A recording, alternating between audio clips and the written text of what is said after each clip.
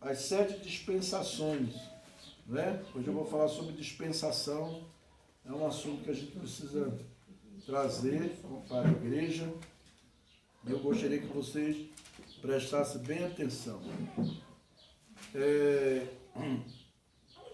Gênesis capítulo 1, versículo 26.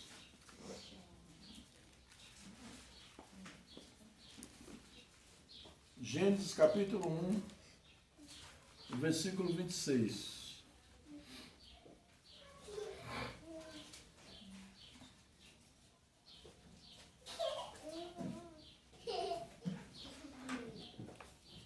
Quem não encontrou ainda, é o primeiro livro da Bíblia, né? É bem fácil de achar.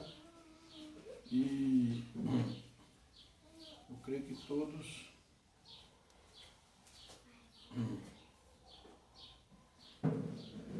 vamos ler. Também disse Deus: façamos o homem à nossa imagem, conforme a nossa semelhança. Tenha ele domínio sobre os peixes do mar, sobre as aves dos céus, sobre os animais domésticos, sobre toda a terra e sobre todos os répteis que rastejam pela terra. Amém? Vamos fazer uma oração. Pai querido, em nome do Senhor Jesus, nós te agradecemos e pedimos ao Senhor que venha através do teu Espírito Santo liberando a palavra com clareza, liberando a palavra de unção sobre nossas vidas, uma palavra de revelação, que o Espírito de sabedoria e o Espírito de revelação esteja aqui nesta hora, se manifestando em nosso meio, em nome de Jesus, em nome de Jesus. Amém, amém, graças a Deus, né? Vamos, bem, para falarmos de dispensação, precisamos entender um pouco o que é dispensação, né? A dispensação é um período de tempo em que o homem é provado com respeito à sua obediência e alguma revelação específica da vontade divina. O homem foi colocado em um ambiente perfeito, sujeito a uma lei simples e advertido das consequências da desobediência. Então nós vamos ver sobre isso aqui, essa questão do período que ele é provado e aprovado ou reprovado. Então nós vamos ver esses dois pontos, onde o homem é provado ou reprovado. Amém? Amém. Que o Espírito Santo esteja operando em nosso meio. Primeira dispensação, nós encontramos a dispensação da inocência, o período da inocência. No capítulo 1 de Gênesis, o versículo 27 e o 28, ele diz assim: e Deus os abençoou e lhes disse: sede fecundos, multiplicai-vos, enchei a terra e sujeitai-a, dominai sobre os peixes do mar, sobre as aves dos céus e sobre todo o animal que rasteja pela terra. Amém? Depois que nós encontramos aqui, Deus deu ao homem, eu já estava até conversando com o Guilherme, a gente foi logo cedo, a gente estava falando, Diego vai ter que sair, que ele vai trabalhar, tá, irmãos? Irmão não... Vai trocar sua fralda agora. Hã? Vai trocar a fralda. Ah, tá. Mas na hora que você for sair, fica tranquilo. Tá bom, obrigado. Explicar porque às vezes, né? Mas eu fui a pregação do pastor. É que ele tem que trabalhar. Então, amados, em primeiro lugar está o período da inocência. Deus colocou Adão e Eva no jardim, colocou o homem, colocou a mulher, e eles viviam um período de inocência. Havia uma inocência ali naquele lugar. Mas, diante desse período, para experimentarem, para viver essa inocência, eles tiveram uma responsabilidade. Deus não exime nenhum de nós da nossa responsabilidade. Porque quando nós quebramos, saímos fora daquilo que nós temos responsabilidade, nós vamos arcar com as consequências. A responsabilidade que eles tinham, sabe qual era? Quem lembra aí? Qual foi a responsabilidade que Deus deu para Adão e Eva? A única preocupação para eles? Não comeu fruto. Não comeu fruto. Não comer o fruto. De todos os frutos do jardim eles podiam comer, menos aquele ali que Deus disse para não comer.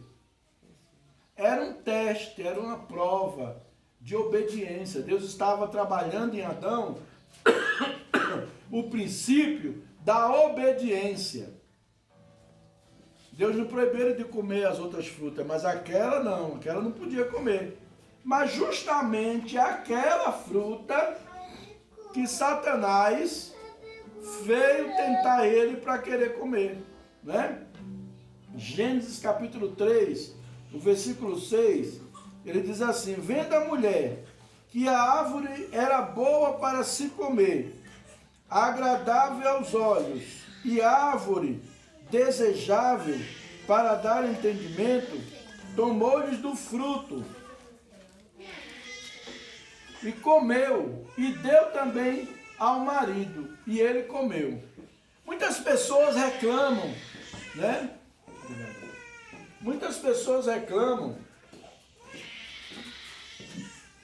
e principalmente muitos conceitos machistas, dizem assim: a Eva foi a culpada, a culpa foi dela, ela não tinha nada que comer do fruto. Mas preste bem atenção, quem recebeu a orientação para não comer do fruto foi quem? Adão. Foi Adão, não foi Eva. Então ela deu para ele, era para ele não comer, porque ele recebeu a orientação, não ela. Então eles acabaram desobedecendo, a ordem foi não comer, mas eles comeram. Como eles comeram, eles tiveram que arcar com as consequências. Qual é a consequência?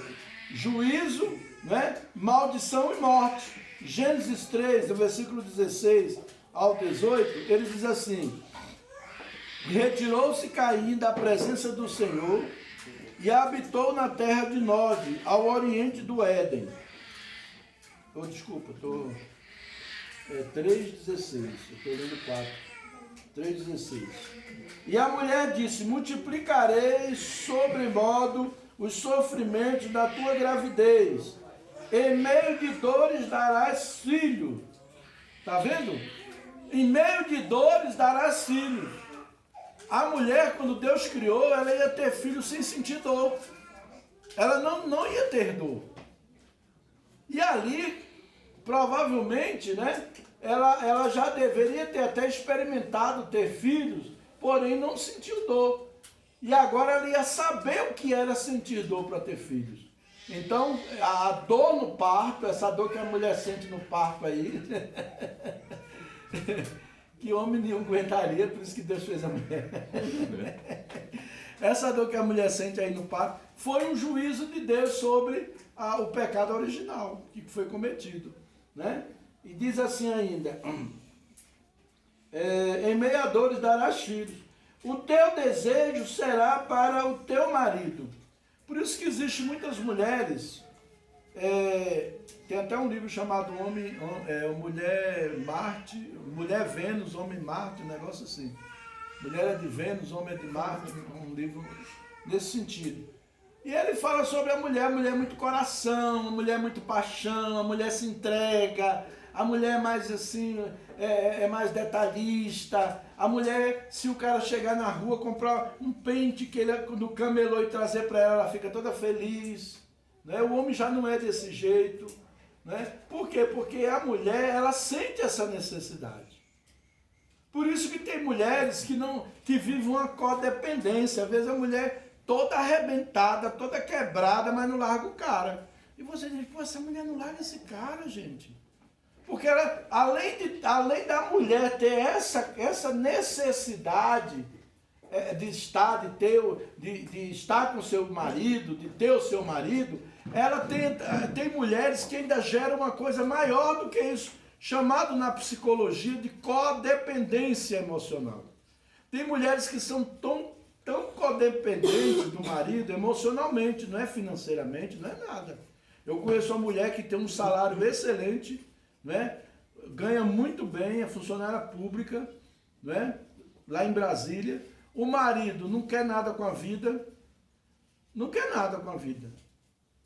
mas ela não larga desse cara, e o cara humilha ela, arruma mulher, arruma outra mulher, passa na frente dela, e usa drogas, e ela sofre, e ela chora, e tudo. Eu não posso fazer nada, vamos fazer o quê? Ela me procurou tudo, eu digo, irmã, vamos orar, né? Vamos pedir que Deus, né, faça alguma obra, porque ela está vendo que o cara está fazendo mal para ela, que o cara está prejudicando ela. Mas sabe o que é isso? Emocionalmente ela é codependente dele, ela não consegue se libertar. Então nunca vejo uma mulher assim e diga que essa mulher é besta, mulher idiota, mulher... Não, irmãos. Entenda que é uma pessoa que tem uma carência e ela não consegue se libertar daquilo. Às vezes a gente fica até com raiva, querendo que a pessoa tome uma postura. E a gente não pode tomar uma postura no lugar da pessoa. Quem tem que tomar a posição é aquela pessoa. Mas tem muitas mulheres assim. Quem já viu mulher assim? Apanha do cara, o cara chega bêbado, o cara passa a noite na rua, chega em casa, mas ela vai lá, limpa ele, tudo. Ela não consegue se libertar do vínculo, de quebrar, ela não consegue quebrar o vínculo com aquele homem. Então entra até uma codependência. Mas naturalmente da mulher já tem essa dependência do homem, que ela sente essa dependência. E a mulher... quando eu faço tratamento com casais, a primeira coisa que eu mostro para o casal é o seguinte: a mulher precisa de segurança. Não adianta a mulher estar com o homem que ela não se sinta segura. Ela só vai sentir-se feliz se ela se sente seguro. A mulher não está atrás, não é do dinheiro do homem, né? A mulher não é assim. Ela quer segurança, ela quer saber que ela está com um homem dentro de casa, né? Às vezes um barulho na rua, uma coisa, a mulher sabe que o homem está ali, ela nem se preocupa, porque ela sabe que o marido está ali, né? Ele pode estar morrendo de medo, mas ele está ali. Então ela precisa dessa segurança. Isso é uma coisa da própria mulher, que a mulher herdou e ela depende do homem, tem essa dependência. Então, ela herdou isso naquele momento ali, quando Adão e Eva desobedeceram a Deus. Então a primeira dispensação era essa, era da inocência. Eles iam viver aquilo ali eternamente. Se eles obedecessem ali, eles não quebrassem aquele princípio, irmãos, acabou. Ali resolvia tudo. A humanidade ia surgindo geração após geração e não ia ter problema, não ia ter doença, não ia ter morte, não ia ter nada disso. Iam viver eternamente. Mas como eles pecaram, o que foi que Deus fez? Expulsou eles do jardim e colocou anjos com espada para que eles não comessem daquela árvore e vivessem em pecado eternamente. Interessante isso, né? Interessante. Depois nós vimos a segunda dispensação. Então na primeira dispensação entrou a dispensação da inocência. O homem foi desaprovado. Aí entrou a da consciência. Qual a responsabilidade da consciência? Obedecer. Era o período onde se oferecia sacrifício, sangue derramado, né? Gênesis 3, o versículo 21, ele diz assim, ó: fez o Senhor Deus vestimentas de pele para Adão e sua mulher, e os vestiu. Então disse Deus: eis que o homem tornou como um de nós, conhecedor do bem e do mal, assim que não estenda a mão e tome também da árvore da vida e coma e viva eternamente. O Senhor Deus, por isso, os lançou fora do jardim do Éden, a fim de lavrar a terra de que fora tomado. Outra coisa, irmãos, o homem não ia trabalhar, o homem não ia ter essa vida sacrificada, acordar 3 horas da manhã, 4 horas da manhã, para ir para o emprego, pegar um ônibus lotado, né? Vir à noite no ônibus, pendurado no ônibus, lá vem pendurado, né? Cada freada, o ônibus dá aquela freada, aí vai todo mundo. Aí olha, você está debaixo do sovaco do peão que chegou do trabalho, aí quando você vê, dá uma freada, quando você está debaixo do sovaco do peão, sovaco fedido, e você está lá, né? Bafo de boca, aquela coisa toda. Eu passei tudo isso dentro de ônibus. 5 horas da manhã você está lá dentro do ônibus, naquele sufoco, né? Pega o ônibus cheio, quando pega no terminal, pega bem, que pega sentado, mas quem pega no meio do caminho, pega ele cheio, né? Vai aquele ônibus cheio, entendeu? Então, o homem não ia passar por isso se não tivesse pecado, mas o pecado veio trazer isso pra gente. Aí a gente teve que pagar por isso, né? Teve que comer do suor do rosto, teve que trabalhar, né? A responsabilidade aqui era o quê? Obedecer, oferecer sacrifícios. Porém, o homem fracassou. No capítulo 4, versículo 4, ele diz assim: Abel, por sua vez, trouxe das primícias do seu rebanho e da gordura deste. Agradou-se o Senhor de Abel e de sua oferta. Olha aqui, o sacrifício que tinha que ser oferecido tinha que ser uma novilha, tinha que ser, não podia ser velha, não podia, tinha que ser uma novilhazinha nova, né? E oferecida ao Senhor. Caim foi oferecer coisa que não era para oferecer. Caim foi oferecer o sacrifício que Deus não pediu. Não era aquele tipo de sacrifício que Deus queria. Ele quis extrapolar, ele quis barganhar com Deus, ele quis fazer da maneira dele. E Deus rejeitou o sacrifício dele. Quando Deus rejeitou o sacrifício, a motivação de coração dele era errada, né? Super errada, super errada. Abel não, foi dar o melhor. Eu vou dar o melhor para Deus. Gente, quando você for oferecer alguma coisa para o Senhor, seja um momento de oração, seja sua oferta. Eu achei bonito, tinha uma irmãzinha lá no Recife que eu achava tão interessante. Ela juntava, ela entregava o dízimo dela, tudo, e ela ofertava. Toda moeda que ela pegava, nova, essas moedas que chegam a estar brilhando de novinha, ela guardava todas essas moedas ela guardava. Quando chegava no dia do mês, no dia da ceia, ela chegava com aquele saquinho cheio de moeda, tudo brilhando, tudo nova. Ela falou: pastor, eu procurei as melhores moedas para dar para Jesus. Interessante, né? Bonita aquela atitude dela, né? Lá no Recife, quando eu estava pastoreando lá. Então, assim, obediência, oferecer o melhor, vou dar o melhor para Deus. Caim, ele deu o que ele achava. A palavra de Deus ensina que é assim. Eu não vou dar o que eu acho, nem o que eu quero. Né? Existe uma briga muito grande hoje, em relação hoje ao... Antigamente não tinha não, mas hoje existe muito essa questão do dízimo. As pessoas ficam se omitindo. Eu vou fazer uma feira, eu vou comprar não sei o quê. A gente até, Cláudia até botou uma coisa, mandou um negócio para mim, judeu. Falei, não, vou botar, aí botei no grupo. Não foi? Falando sobre... Ele vai ajudar, lá tinha as caixinhas lá no templo, aquilo era do templo, né, aquela caixinha?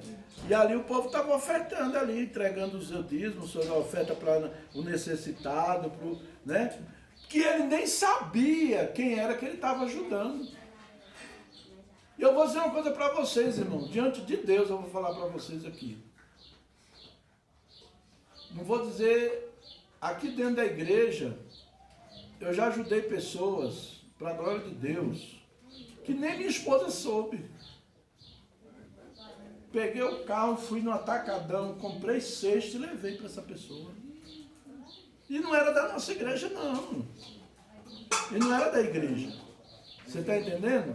Eu fiz isso, não estou aqui querendo tocar trombeta também, tá? Dizer que eu sou o bonzão, que eu sou um maravilhoso, que eu sou um anjo. Não sou nada disso.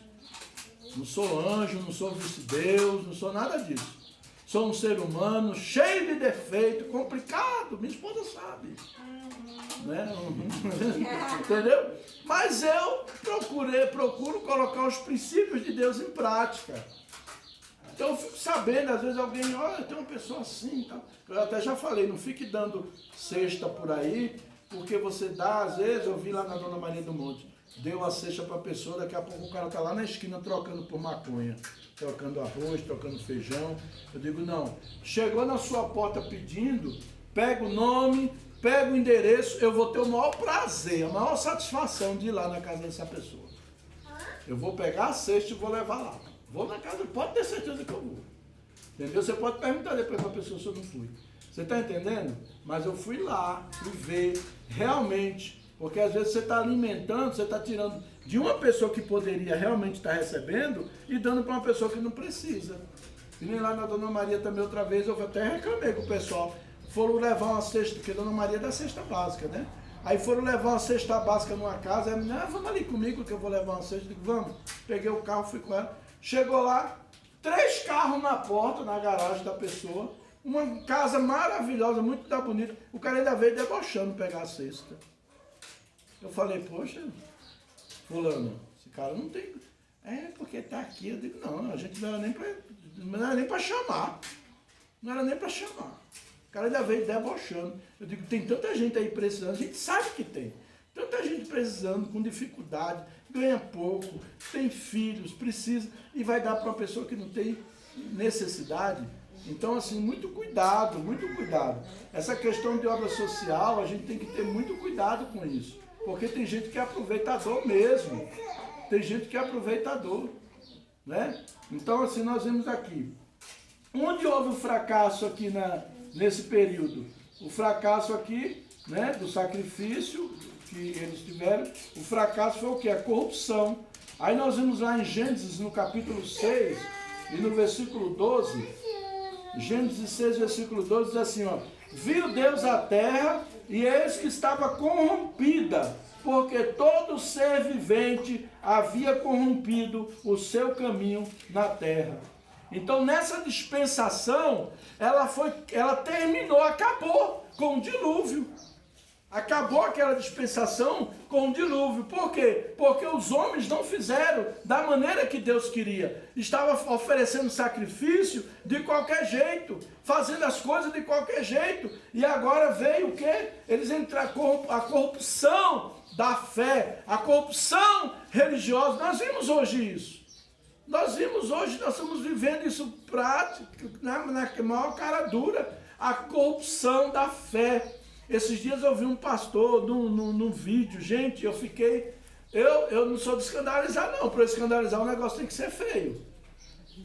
Mas eu vi um pastor dizendo para a mulher assim, ó, você quer que sua tia seja curada da cegueira? Você vai dar R$1.000 agora e ela vai ser curada da cegueira.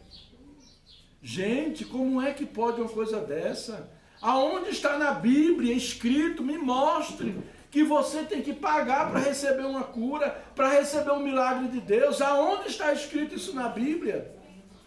E essa igreja é assim de gente, ó, lotada. Porque as pessoas vão atrás disso, irmão, de engano, de serem enganadas. Sabe por que as pessoas procuram cartomante? Porque as pessoas procuram ser enganadas, acham bom ser enganado. Ele vai lá na cartomante e diz assim, olha, eu vim aqui para saber se o meu marido está com uma mulher. Aí a cartomante pega, começa uma carta, joga a carta lá, tá? Aí apareceu uma mulher que parece bem assim, meia loira, meia... Ah, é uma loira? Ah, já sei quem é. Aí é essa mesmo. Aí o cartomante vai e afirma. Você mesmo se enganou e entrou naquilo ali e pagou para a cartomante. Aí ela vai pedir um dinheiro para fazer um trabalho ainda. Você ainda vai pagar pelo trabalho, né? Que não é nada, é tudo conversa fiada, tudo engano. E hoje também tem corrupção na fé. Cuidado, não se deixe enganar. Irmão, você não tem que dar R$1.000 para ganhar um carro, não. Você quer ganhar um carro, vai trabalhar. Vai trabalhar. Vai batalhar, vai, né? Para você comprar o carro. E Deus dá. Deus vai dar força para você trabalhar. A Vanessa está aí, comprou um apartamento. Deus deu força para ela. Deus não pegou o apartamento e jogou, toma, Vanessa. Né? Nem eu falei assim, Vanessa, dê 2.000 aqui que você vai ganhar um apartamento. Era mais fácil dar 2.000, né? Né? Então, assim, Deus entregou, mas porque ela trabalhando, correndo atrás, e passou umas lutas aí que não foi fácil, mas Deus está com ela. Deus tem abençoado e vai abençoar mais, em nome de Jesus. Próxima benção é o carro, né, Vanessa? Em nome de Jesus. Então veio a corrupção. Aí veio o quê? O juízo. Qual o juízo? O dilúvio universal. Deus mandou o dilúvio por causa da corrupção que havia no meio, entre os homens, né, daquela época. Depois nós vemos a terceira dispensação. A terceira dispensação foi o período do governo humano. Né? O governo humano, onde Deus levantou os reis, os juízes, né? Toda a história de Israel conta isso. Então nós vimos o governo humano. Qual foi a responsabilidade do governo humano? Povoar e espalhar-se por toda a terra. Gênesis capítulo 9, versículos 6 e 7, diz assim, ó. Se alguém derramar o sangue, 9, versículos 6 e 7. Se alguém derramar o sangue do homem, pelo homem se derramará o seu, porque Deus fez o homem segundo a sua imagem. Mas sede fecundos e multiplicai-vos, povoai a terra e multiplicai-vos nela. Guilherme está achando que é só ele que tem que multiplicar, já está com 3. A Vanessa também. Calma, irmãos, não é só para vocês multiplicar e encher a terra, é para todo mundo. Reparta com os irmãos. Deixa o homem ali, toda vez dele. Então Deus deu essa responsabilidade. Aí veio o governo do homem, foi como? A geração patriarcal, depois vieram os juízes, depois Deus levantou os reis. Foram tudo período da Bíblia de governo humano, né? Qual foi o fracasso do governo humano, né? Qual foi o fracasso? Então a responsabilidade era essa, de povoar a terra, de obedecer. O fracasso, eles desobedeceram. Gênesis capítulo 11 e o versículo 4 diz assim: disseram, vinde, edifiquemos para nós uma cidade e uma torre, cujo topo chegue até os céus, e tornemos célebre o nosso nome, para que não sejamos espalhados por toda a terra. Veja que proposta diabólica, que projeto satânico. Nós lemos lá em Gênesis 9, versículo 7, que o propósito de Deus era o quê? Encher a terra, não é? Espalhar, multiplicar, não foi isso? Sede fecundos e multiplicai, encher a terra, não foi isso? Esse é o propósito de Deus? Aí vem aqui esse infeliz usado pelo cão e diz que vamos construir uma torre, fazer o nosso nome célebre, para que a gente não se espalhe sobre a terra. Isso foi um projeto para querer interromper no projeto de Deus. Qual foi o juízo que Deus trouxe? Está no versículo 9. E chamou-lhe por isso o nome Babel, porque ali confundiu o Senhor a linguagem de toda a terra, e dali o Senhor se dispersou por toda a superfície dela. Cuidado com os projetos que são contrários aos projetos de Deus. Não se atreva a apoiar projetos que se levantam contra o projeto de Deus, porque o juízo vai vir, não tem como. E aqui mostra bem claro, o juízo foi a confusão das línguas. Quando a Torre de Babel, eles estavam construindo, aí um pedia cimento, o outro entendia pedra, o outro pedia pedra, o outro entendia madeira, e assim por diante. Então houve esse juízo de Deus, né? Babel foi ali onde houve a confusão das línguas. A quarta dispensação foi a dispensação da promessa.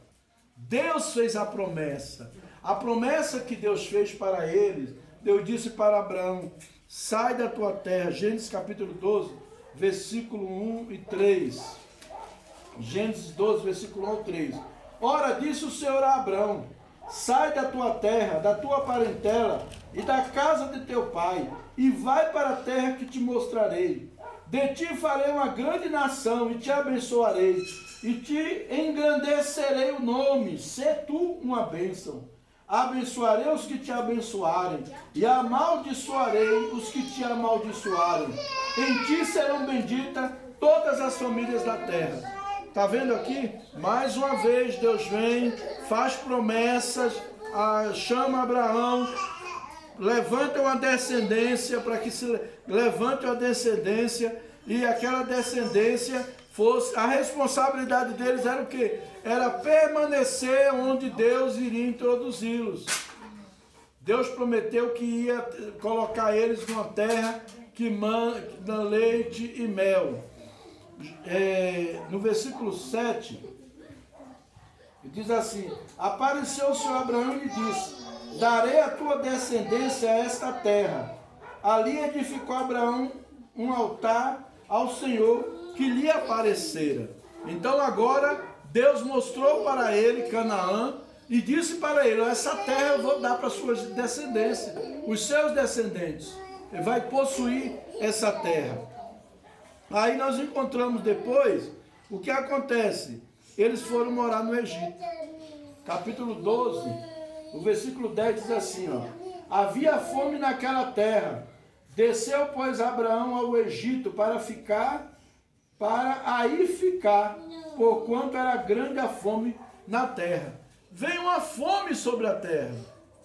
Não era propósito de Deus que eles fossem morar no Egito. Eles podiam buscar, fazer como na época de José aconteceu, né? Mas não para morar no Egito. Saíram e foram morar no Egito. O que aconteceu com eles? Se tornaram o quê? Escravos do Egito. Durante 30 anos, Israel viveu bem no Egito. Durante 30 anos, enquanto José ainda era vivo, eles viveram bem. Mas depois que José morreu, e o faraó que respeitava José, que tinha, também morreu. Veio um outro faraó que não conhecia José, e esse faraó escravizou o povo. Escravizou o povo. Então ali, qual foi o fracasso? Morar no Egito. Qual foi o juízo? Se tornar escravo. Às vezes, Deus nos tirou do Egito. E às vezes a gente quer voltar para lá, meu irmão. E quando a gente se atreve a querer morar para lá, a gente vai arcar com as consequências. O capítulo 46 de Gênesis, o capítulo 46 e o versículo 6, ele diz assim: tomaram o seu gado e os bens que haviam adquirido na terra de Canaã e vieram para o Egito, Jacó e toda a sua descendência. Olha aí. Foram embora, foram para o Egito. E a consequência foi, lá no Êxodo capítulo 1, do versículo 8 até o 14, nós encontramos a situação, o que aconteceu com Israel depois que eles foram para o Egito. Entremente se levantou um novo rei sobre o Egito que não conhecera José. Ele disse ao seu povo: eis que o povo dos filhos de Israel é mais numeroso e mais forte do que nós. Eia, usemos de astúcia para com ele, para que não se multiplique, e seja o caso que vindo guerra, ele se ajunte com os nossos inimigos, peleje contra nós e saia da terra. E os egípcios puseram sobre eles feitores de obras para o afligirem com suas cargas. E os israelitas edificaram a Faraó as cidades celeiros, Pison e Ramsés. Então você vê o que aconteceu. Quando a gente sai do propósito de Deus, a gente vai arcar com consequências. Aquela fome que veio em Canaã foi uma prova. Eles não tinham uma promessa, preste atenção. Eles não tinham promessa, Deus não falou que a terra manava leite e mel, que eles iam ser abençoados ali. Para que ele foi para o Egito? Então muitas vezes Deus nos põe numa prova e a gente pega e sai do lugar. Sai do lugar da promessa, sai do lugar da bênção, e quando nós vemos, nós perdemos. Nós temos o exemplo de Ruth, de Noemi, né? Noemi estava passando por uma crise lá em Israel, ela pegou, foi com os filhos para Edom, né? E o que aconteceu lá? Morreu o marido, morreu os filhos, ela voltou agora viúva, né? E Israel deu a volta por cima. Deus prosperou, Deus abençoou. O povo hebreu, irmãos, é um mistério daquele povo com Deus muito grande. Quando eles se arrependiam, Deus visitava eles. Deus curava eles.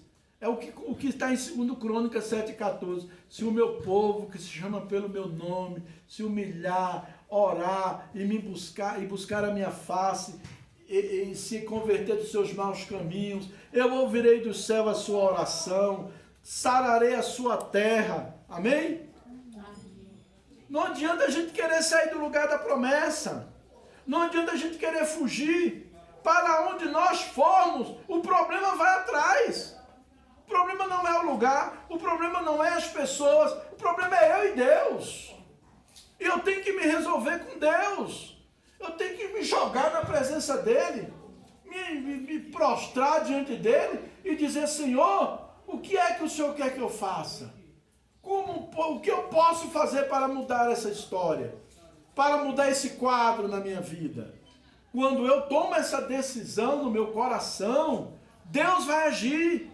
Deus vai vir, Deus vai ver que eu não estou servindo a Ele em troca de coisas. Deus vai ver que o meu coração não está em coisas, o meu coração está nele.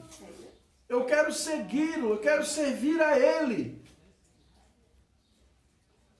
E Ele abençoa, irmãos. Eu me lembro quando eu estava comentando hoje com minha filha, quando eu vim de lá da Braslândia, eu casei com a Nilva, vim de Braslândia, eu vim e meti as caras, não foi, amor? Meti as caras, não tinha emprego aqui, não tinha nada, metemos as caras e viemos. Ela trabalhava, eu estava sem trabalhar. Eu meti as caras e vim.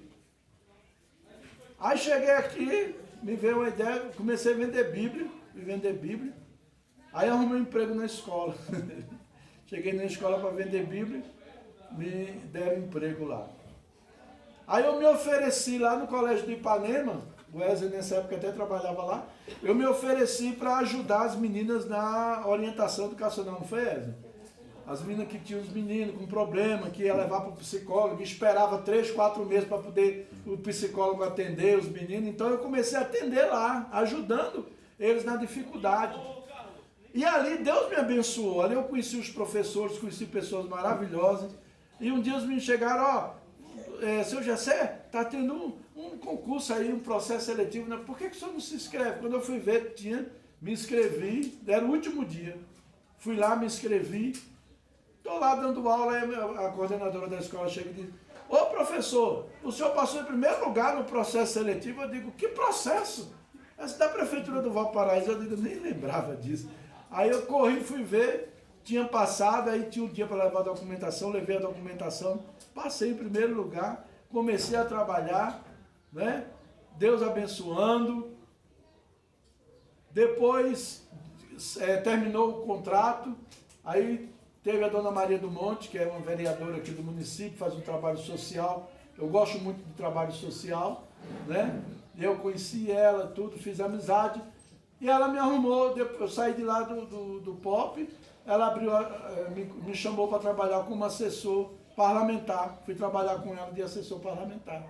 Tudo Deus colocando a mão, abrindo portas, através de um trabalho voluntário que eu fui fazer. Eu fiquei sendo conhecido na cidade. Hoje eu sou conhecido na cidade, por vários lugares onde eu chego, o pessoal, isso é o seu Gessé, tá, psicanalista, não sei o quê, parará. Eu estava lá no Centro de Desenvolvimento, Secretaria de Desenvolvimento e Trabalho, aí chegou uma pessoa e falou, o seu Gessé está gravando, o senhor conhece ele? Conheço. Sou o melhor psicanalista do município. Eu digo, misericórdia, eu chego aqui até assim. Digo, Jesus, nem tanto, Senhor, nem tanto. Olha, esse é o melhor psicanalista do município. Então a pessoa, mesmo vereador aqui do município, antes me ligou, não foi, amor? Já era mais de 11 horas, né? Pedindo socorro para ir ajudar lá um rapaz que estava com problema, surtado. E me levou lá no Gama para ir lá socorrer. Fui lá, cheguei aqui quase 1 hora da manhã, mas resolveu, graças a Deus. Então assim, eu não me nego de ajudar uma pessoa. Quantas pessoas eu já atendi aqui, atendo, né? Eu não tenho essa, não vou atender porque a pessoa não tem dinheiro. Eu atendo, né? Eu atendo. Então, às vezes, a pessoa é murrinha, mesquinha, não vou atender não tem dinheiro, né? Uma vez eu chamei uma pessoa, falei, fulano, vamos me ajudar lá no colégio, está tendo muita demanda. e você vai lá comigo, me ajuda lá, né? Você é bom, você não é psicanalista, mas você, como pastor, você pode ajudar no aconselhamento, dar um aconselhamento para as pessoas, tudo. Ele nunca foi, nunca veio. Está desempregado até hoje. Aí, de vez em quando, ele arruma alguma coisa, varão, porque eu estou desempregado. Eu digo, meu irmão, eu não estou, não. Eu não estou, não. Deus tem cuidado de mim. Então, assim, a gente se coloca, né? Deus tem a promessa. Eu tenho uma promessa, onde eu falei para minha esposa, eu falei, Deus falou comigo que a porta estava aberta. Eu tomei posse dessa palavra e eu tenho ela até hoje na minha mão. A porta está aberta. Não quer dizer que eu estou andando, nadando no dinheiro, não. Eu tenho minhas dificuldades, né? Estou lá com o meu carro ainda na oficina, arrumando, já consegui dar alguma verba lá, mas vai sair, em nome de Jesus. Logo, logo a gente está com ele, né? Depois, amados, então Israel saiu da promessa. Meu irmão, olhe para mim. Não saia da promessa. Não se precipite. Você vai se arrepender. Não saia do lugar da promessa. Depois nós vimos na quinta dispensação, que é o período da lei. A dispensação da lei. Qual foi a responsabilidade aqui? Guardar a lei. Êxodo capítulo 19, e o versículo 8. Êxodo capítulo 19, e o versículo 8. Diz assim o texto.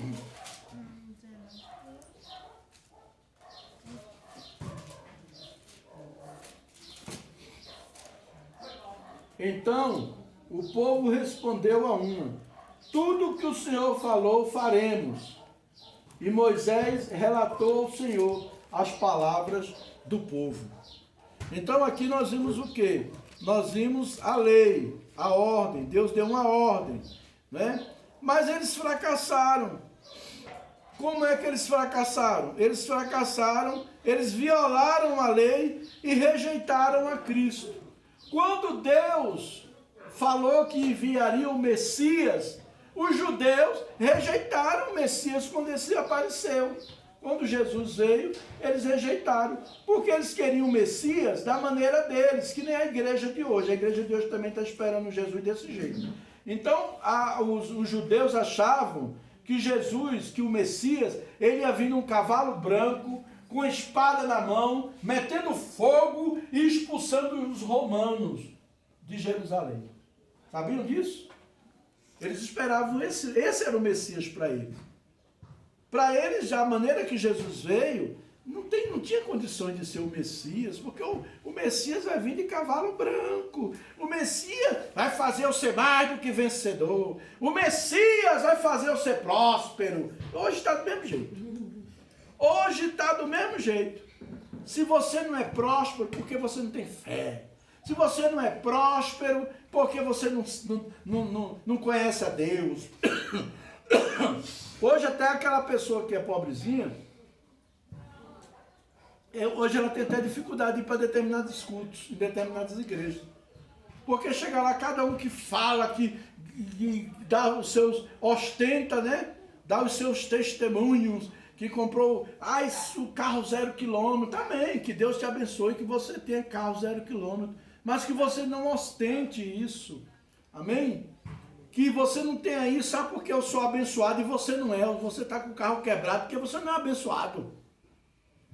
Você está sem carro, está andando a pé porque você não é abençoado. Se você fosse abençoado, você estava de carro.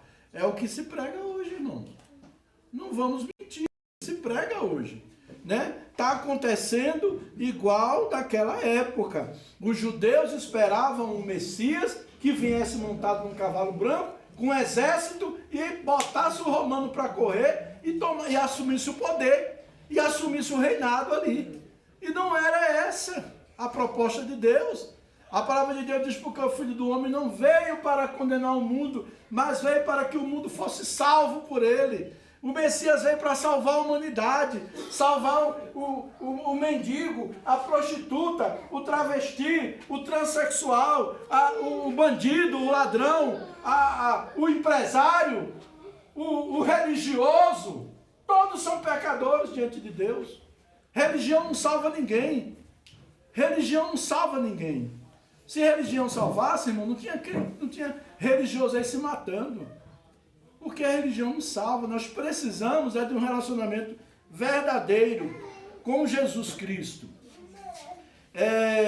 Aí o que aconteceu? Como eles esperaram esse tipo de Messias, o que aconteceu? Eles fracassaram, violaram a lei, rejeitaram a Cristo. Sabe o que aconteceu? A famosa diáspora. Quem já viu falar na diáspora? A diáspora foi quando os judeus foram espalhados pela terra, né? Eles tiveram que se espalhar pela terra. Sabe por quê? Porque rejeitaram Jesus. Sabe o que eles tiveram a capacidade de dizer? Caia o sangue deste homem sobre a minha cabeça, sobre a cabeça dos nossos familiares, sobre os nossos... Desse jeito. E por isso que surgiu, eles teve o holocausto com aquela morte de judeu. Aquilo ali foi o quê? Juízo que veio, que eles mesmos escolheram. Eles mesmos profetizaram que viesse o sangue daquele que estava ali na cruz, que viesse sobre eles, sobre os seus familiares, sobre os seus filhos. Eles profetizaram isso. E eles escolheram. Então, muito cuidado, né? Então, o juízo foi a diáspora, a dispersão mundial. A sexta dispensação é a graça.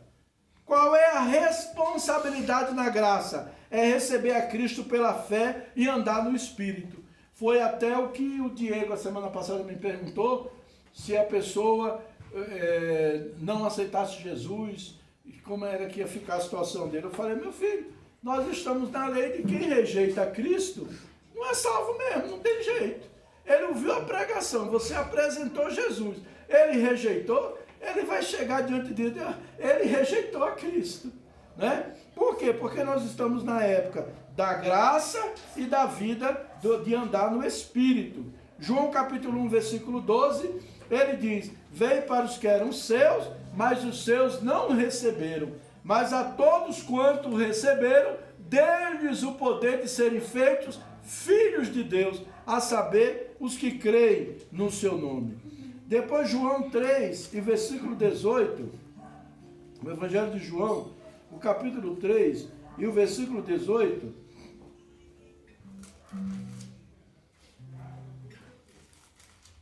ele diz assim, quem nele crê não é julgado, o que não crê já está julgado, porquanto não crê no nome do unigênito Filho de Deus.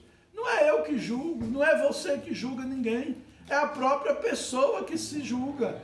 É a própria pessoa que se condena, porque ela não crê no unigênito, no Filho de Deus. É o remédio. Jesus é o remédio de Deus. Você está doente. Você está doente. Eu chego para você e digo, esse remédio aqui vai te curar. Você diz, eu creio. Então tome. Não, não vou tomar agora. Você vai ficar bom? Hein? Alguém vai ficar bom? Não vou tomar agora? Não vai. Outro vai dizer assim, eu sei, mas eu não quero. Vai ficar bom? Não tem como. Agora, não me dê que eu vou tomar. Esse vai ser curado? Com certeza, porque tomou o remédio. Então, o que acontece com Jesus? Jesus é o remédio de Deus para curar da doença do pecado. Se você tomar esse remédio, se você receber a Cristo, você vai herdar a vida eterna. Você vai ter salvação. Você vai morar com Cristo na eternidade. Não é pelas obras. A palavra de Deus diz em Efésios 2, versículo 8 e 9, não é pelas obras para que ninguém se glorie. É pela fé. É pela fé. Eu acredito. Não é porque eu sou bonzinho. Gente, se eu fosse ser salvo pelas obras, eu já estava no inferno de cabeça para baixo, torrado já. Se eu fosse para o céu, porque eu sou bonzinho, eu estava torrado já no inferno já há muito tempo. Se eu fosse para o inferno porque eu não tenho pecado, também é a mesma coisa. E aí, pastor, então como é que fica? Eu creio em Jesus. Eu creio que o sacrifício de Jesus é suficiente para me salvar. Não é as minhas obras, não é a minha religião, não é a minha... Nada disso. Eu fiz parte de uma igreja que o irmão deixasse a barba crescer, pronto, já estava condenado, esse aí está desviado, vai para o inferno. Tinha uns irmãos que eram dono do inferno e do céu. Eu não sei, a pessoa diz, fulano, uma pessoa assim vai para o inferno? Eu digo, irmão, não sei, porque eu não sou dono de lá, não tenho a chave de lá. E para o céu também não sei, porque eu também não tenho a chave de lá. Eu só sei de mim. Eu não sei nem da minha esposa. Ela está comigo, é minha esposa, é pastora, está fazendo a obra, mas eu vou minha esposa, eu tenho certeza, 100% que ela... Não, é ela e Deus, ela que sabe do compromisso dela com Deus. Amém? Então, a dispensação da graça é isso, é receber a Cristo e andar no Espírito, não é? O fracasso, qual é o fracasso?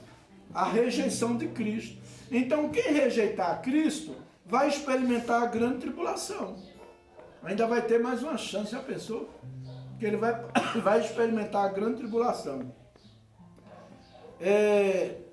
Mas aquele que não, aquele que se submeter, né, vai experimentar o arrebatamento, vai ser salvo, vai chegar lá, vai ter um novo nome, vai um monte de coisa, graças a Deus. E o diabo será arremessado, né? O diabo será arremessado. Apocalipse 12, versículo 13. E por último, a sétima dispensação. A dispensação do reino, né? O reino prometido a Israel e restaurado. Foi prometido a Israel, né? Foi prometido. Isso, você sabia que Israel vai ser cercado, irmãos? Israel, todas as nações vão ficar com ódio de Israel. Todas.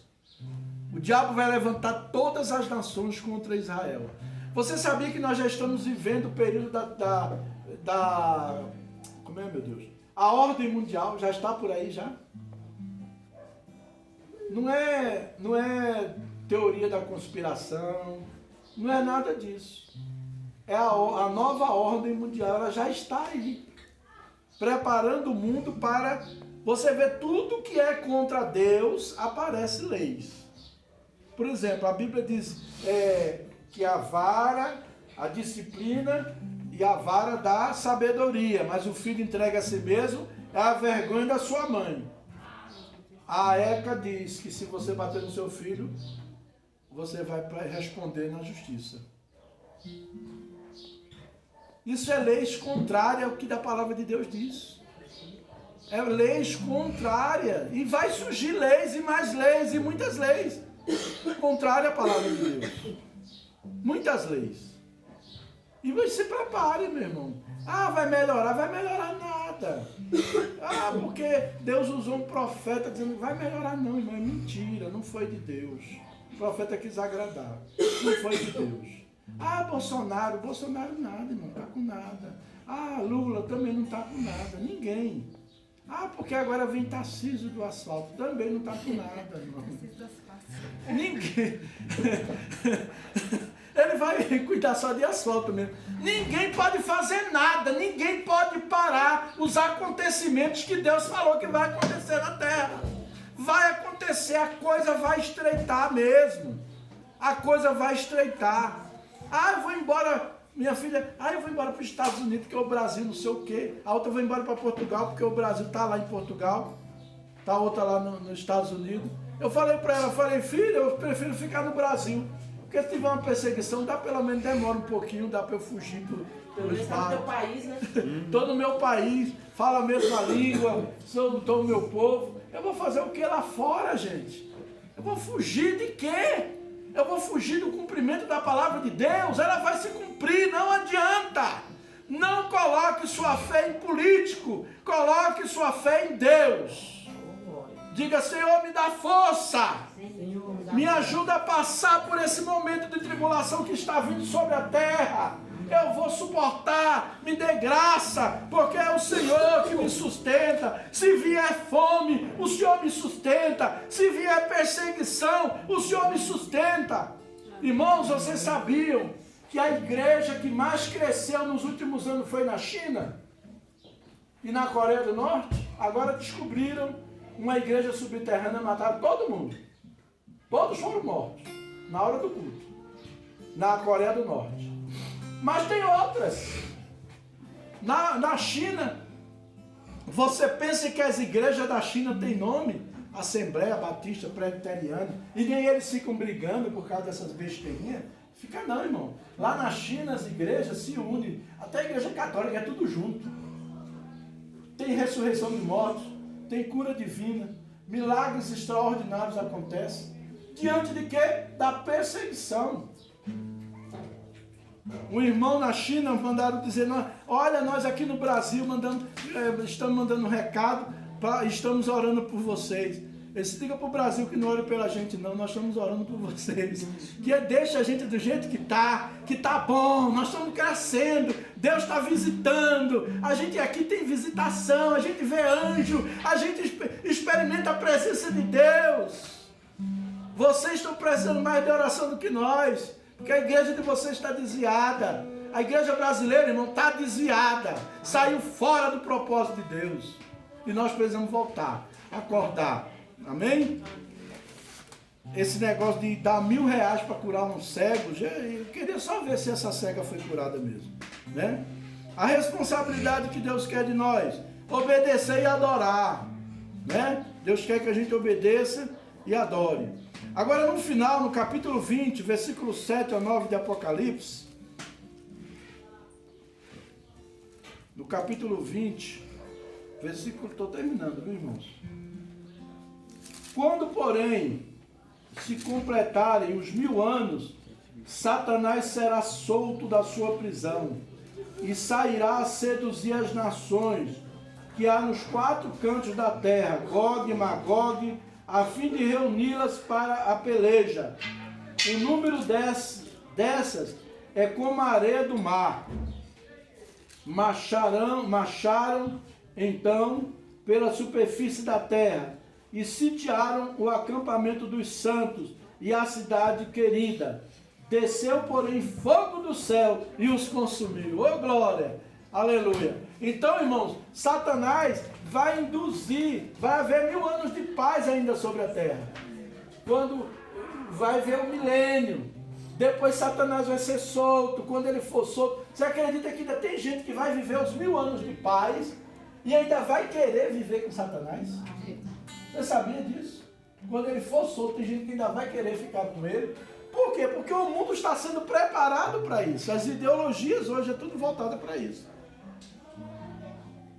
No coração. Então que nós oremos.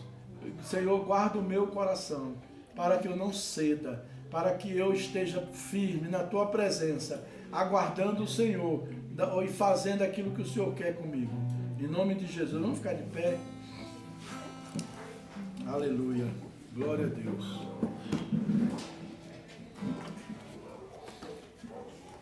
Pai, em nome de Jesus, nós queremos agradecer a Ti, Senhor. Muito obrigado por tudo que o Senhor tem feito.